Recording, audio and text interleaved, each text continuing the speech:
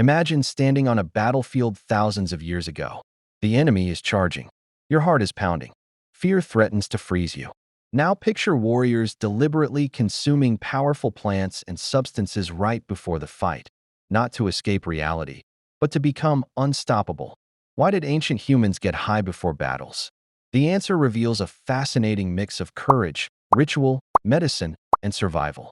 Today, we're diving into one of the most mind-blowing chapters of human history: how our ancestors used natural drugs to transform fear into fury on the battlefield.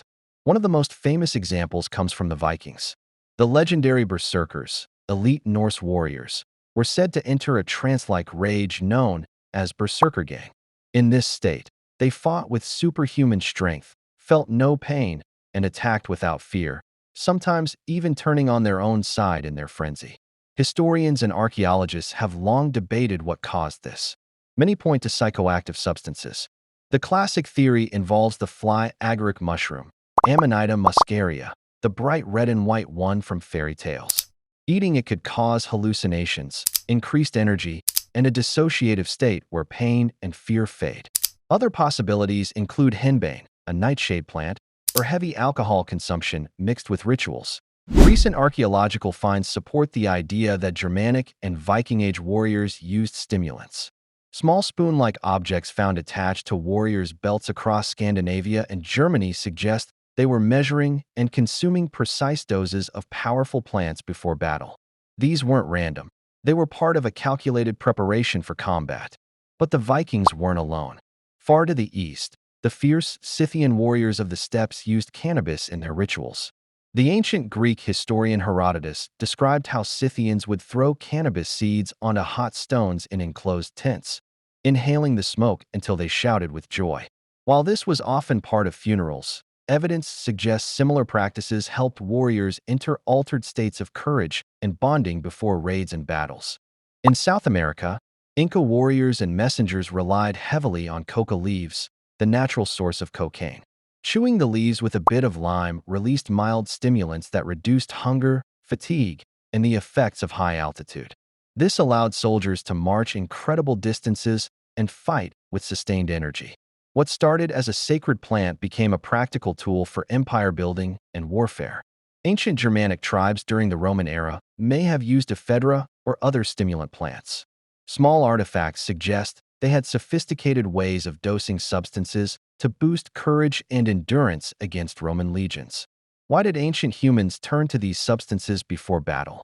First, courage and fear suppression. Battle is terrifying.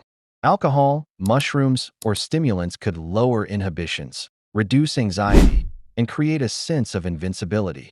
Dutch courage, as it's still called today. Second, pain relief. In an era without modern medicine, warriors expected to be wounded. Substances that numbed pain or created dissociation helped them keep fighting even when injured.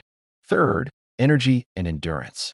Many plants acted as stimulants, suppressing hunger and fatigue during long marches and prolonged combat. Fourth, ritual and spiritual power. Getting high wasn't just chemical, it was sacred. Warriors believed these plants connected them to gods, ancestors, or animal spirits, giving them divine strength. The frenzy wasn't seen as losing control, it was becoming something more than human. From an evolutionary perspective, humans have always sought ways to push beyond normal limits in life or death situations. Our ancestors experimented with the plants around them and discovered what worked. These practices spread because groups that fought with greater ferocity often won. Of course, it wasn't perfect. Some warriors became uncontrollable. Others suffered from bad reactions or long-term health damage.